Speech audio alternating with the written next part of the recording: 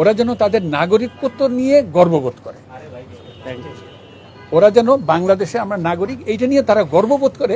সবচেয়ে বড় কথা যে উনি বাংলাদেশে অপারেশন করছেন, that is the main thing. আচ্ছা, ওনার অপারেশনটা খুব ইনশাল্লাহ খুব ভালো হয়েছে। আজকে উপস্থিত জামাত ইসলামের শীর্ষ নেতৃবৃন্দ, চেয়ারম্যান ইউনাইটেড হসপিটাল, সাংবাদিকবৃন্দ এবং আমার কলিগ ডক্টর শফিকুর রহমান সাহেব, অনেক বছর আগে ওনার সাথে দেখা হয়েছিল, আমার মনে 2003 বা 2004। আমি হার্ট সার্জারিতে ওসমানী মেডিকেল কলেজ সিলেটে একটা বক্তৃতা দিয়েছিলাম, উনি আমাকে জড়ায় ধরছিলেন। এটা উনার মনে আছে যে আমি আপনার সাথে অডিটোরিয়ামে দেখা হয়েছিল।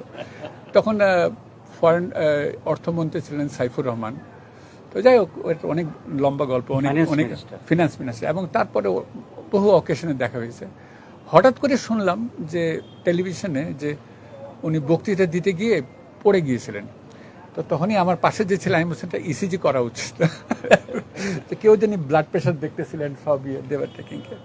এনিওয়ে, আমার যেটা মেইন উদ্দেশ্য বলার বা এখানে আপনাদের সামনে আসার, যে ডাক্তার শফিকুর রহমানের সাহেবের মতন একজন ব্যক্তি, রাজনৈতিক পরিচয়, ডাক্তার এবং সমাজসেবী এক ভদ্রলোক, যিনি যাকে ডাক্তার সমাজ খুব ভালোভাবে চিনে, উনি যে ইউনাইটেড হসপিটালে অপারেশন করছেন এটা কিন্তু খুব বড় কথা না।